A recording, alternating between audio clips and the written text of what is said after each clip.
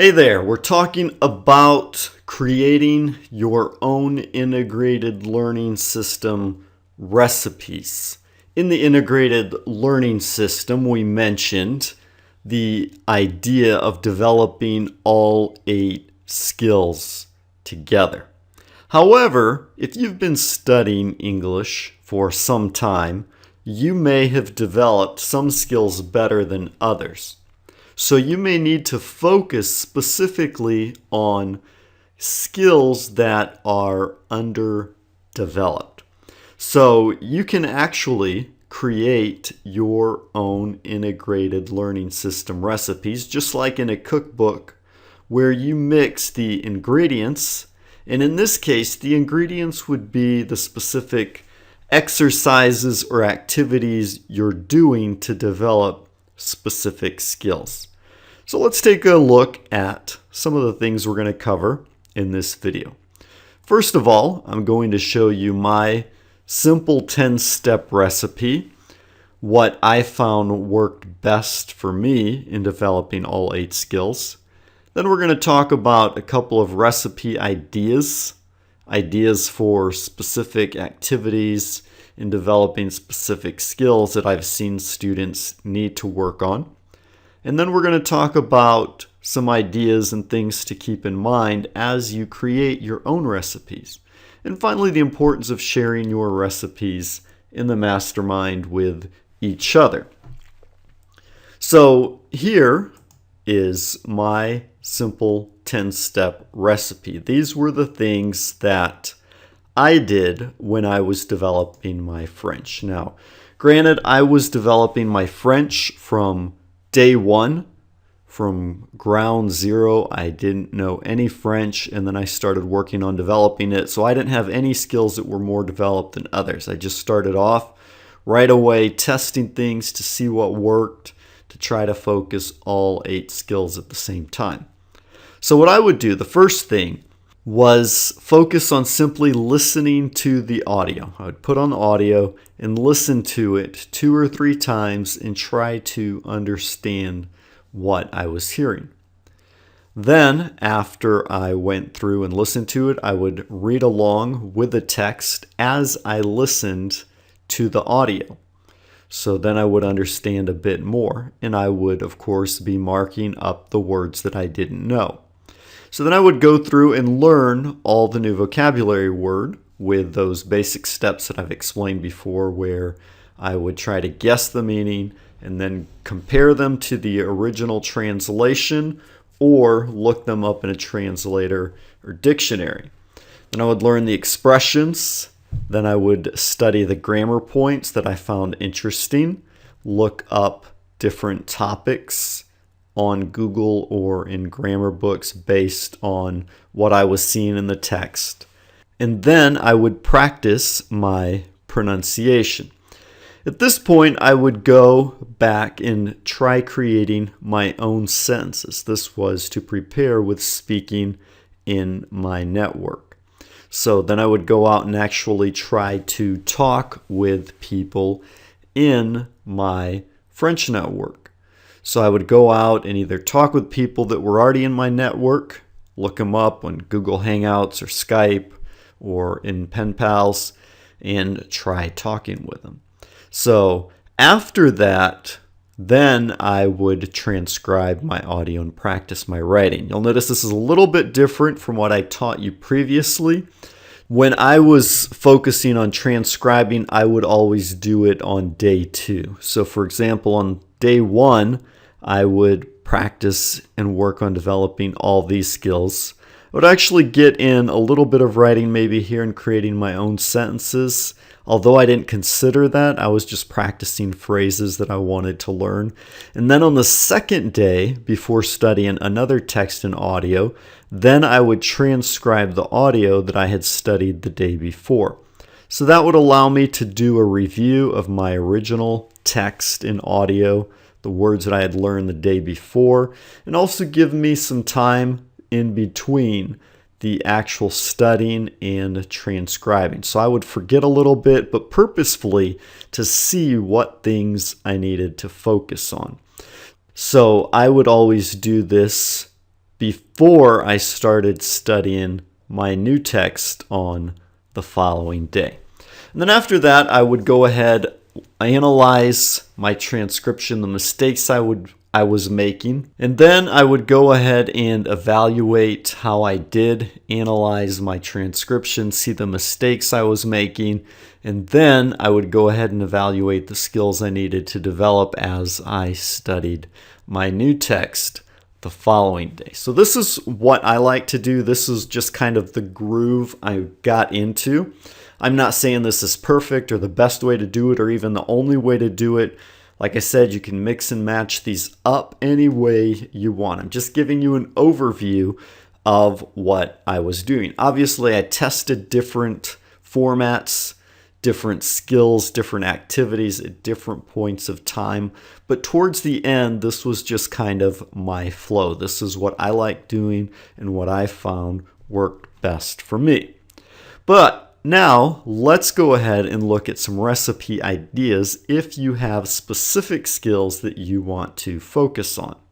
So let's say, for example, that you understand what you read, you just have trouble speaking.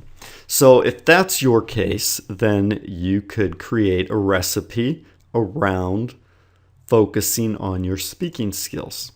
So basically what you could do each day would be listening and reading your text, studying the vocabulary and expressions and preparing for speaking, and focus especially on your pronunciation and then going out with speaking with other people. The transcription would be primarily just to follow up and evaluate what words you're forgetting or that you aren't understanding. So here you wouldn't necessarily focus so much on all the different aspects and abilities, but you would just primarily be listening and reading to learn new words and pronunciation to prepare in speaking. Now, what about if you wanted to focus on grammar? What if you understood what you listened to, but you had trouble forming sentences yourself or understanding what you read?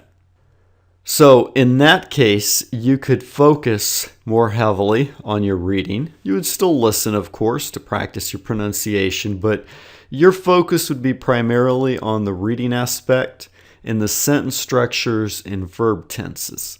So as you read, instead of just focusing on learning new vocabulary, you could focus more on how sentences were formed, how the sentences are structured, the way verbs are conjugated. And then you could practice creating your own sentences. You could focus heavily on this area to learn how to join words and create sentences in the language. Of course, transcribing audio could be a large part of developing your grammar focus as well, to analyze what you already know and what you don't. And of course, you could do a little pronunciation practice just to season and spice up your learning. So you can see here that based on the goal you have, the outcome that you're looking for, the skill you want to develop, you could give more emphasis to certain activities to develop that skill and reach your desired goal. So now let's say that you have a specific skill that you want to focus on, even though you want to develop all 8 skills, but you have one skill primarily or a few that are giving you more trouble and you want to create your own recipe. So what would you need to keep in mind? Well, here's a few things to consider, a couple of questions you could ask yourself. First of all, you would need to know what skills you're already strong in, what skills you're weak in, and then these skills that you're weak in, you would want to focus on. So go ahead and write them down, make note of them. How much emphasis would you want to place on each one? Like, is writing your weakest skill? Somebody just left a comment on the video the other day saying, David, I have trouble writing. Do you have a method that can help me with this? So in that kind of situation, if writing was your primary concern and you wanted to focus, say, 60% of your effort on writing, and then you could split up your time on the other skills, or you wanted to split up your 60% of your time on writing and say 30% of your effort on grammar, because the other skills you had already kind of developed, so you could kind of break it up that way. It really depends on which skills you want to focus on, what goals you have in your objectives. Remember that it's important to develop all your skills, but for some people there are specific skills that they've already developed and others they haven't, and they need to get those skills up to speed faster so that they can level off. Now, obviously, this is going to depend a lot on your goals. So if you're studying English to travel abroad and you need to speak to communicate, it's different than someone who is studying English to take a test, all right, to pass the TOEFL exam, where you need to learn a lot of vocabulary and develop your reading and writing skills. So really, it's going to depend on your skills, but it's important that whatever you do, you're going to want to use the language to communicate. So if you're going to develop your English skills for the future, you may as well develop all of them, because one skill will help you develop another. By developing your reading skills and your vocabulary skills, that's going to improve your speaking skills, right? So it almost kind of snowballs and it grows exponentially. So I'm not saying to create recipes to focus on specific skills. This is more just to get your weaker skills up to speed. So that way, once they're level, then you can develop all your skills together to communicate effectively. Does that make sense? I hope so. So another thing to consider also is how much time you have to study each day or week. So if you only have 15 minutes a day to study, then obviously you won't be able to do very much of all these skills. You'll kind of have to break it up. Like you may have to break up all 8 during the week. Like on Monday, you may focus on reading and vocabulary. On Tuesday, you'll focus on listening and pronunciation. And then on Thursday, you would focus on speaking and developing your expressions. Whereas if you had 8 hours to study every day, well, then you could focus on developing all 8 skills on the same day. So your time frame really is going to depend on how much time you want to invest in your learning. So you may create a one-day recipe where you focus on developing all 8 skills on the same day. If you have a lot of time, you can create a 2-day recipe like I did, where you would study one text. Then on the second day, you would review it and transcribe it and then study a new text. All right. You could create a 5-day recipe where you break up all 8 skills and study your text during a week. Or you could break it up in 30 days, like we did with a 30-day chronogram in the VIP English Club, where we give you a series of mini stories and lessons and dialogues, and we break it down and show you what to study each day to complete that module in a month. So remember, you can create your own daily schedule with all the things that you have available to study.